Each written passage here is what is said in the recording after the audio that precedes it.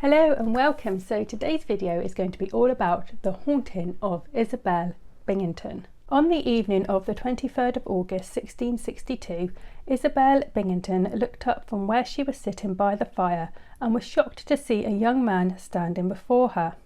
He had blonde hair, no shoes, and was wearing green clothes.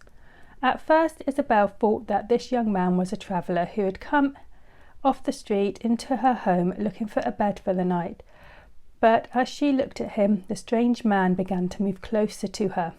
Isabell became scared and demanded that the stranger speak. The man did as Isabell asked. He told her that he was named Robert Elliot and that 14 years earlier he had been murdered in the house by a local woman called Mary Burton.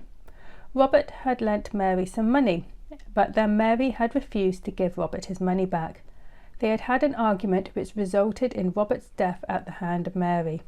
With the help of two others, Mary had buried Robert under the house. Isabell was shocked by this revelation, but then remembered back to a few months earlier when she and her husband had just moved into their new home in Great Driffield, East Riding of Yorkshire. Isabell had noticed an indent on the floor, like someone had buried something there. Thinking that someone must have buried some money under the floor, Isabell began to dig down, but instead of finding treasure, she found human bones. Robert revealed that after his murder, he had been compelled to haunt the house, and that after Isabell had discovered his body, he wanted her help to make his murderers pay for their crimes.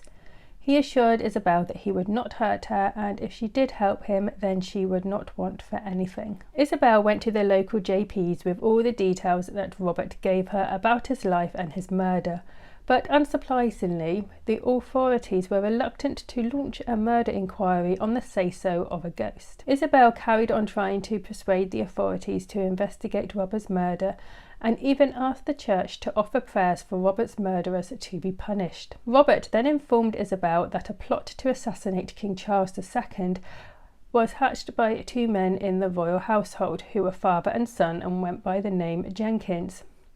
Isabell told this to the authorities and told them that they must act on this information, and if they didn't, then the death of the king would be on them. The JPs were rather stuck on what to do with all this information. If they acted on the say-so of a ghost, they could be open to ridicule.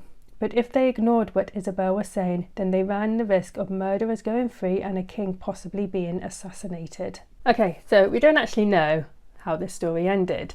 All the pamphlets that were written about it don't have the conclusion into it, so we don't know whether the JPs decided to track down Mary Burton and convict her of Robert's murder, and we don't know whether they went to the royal court and said there might be some assassination attempt happening on the king. It does seem that after the whole thing happened, Isabell has just shrank back into obscurity. What we do know though was that King Charles II was not assassinated. Though interestingly, Todd Butler, who is the main researcher into the case, said that in his 2011 article called The Haunting of Isabell Binnington, said that there was a father and son called Robert and Philip Jenkins that actually worked in the court of King Charles II. So could there have been some truth in the assassination plot?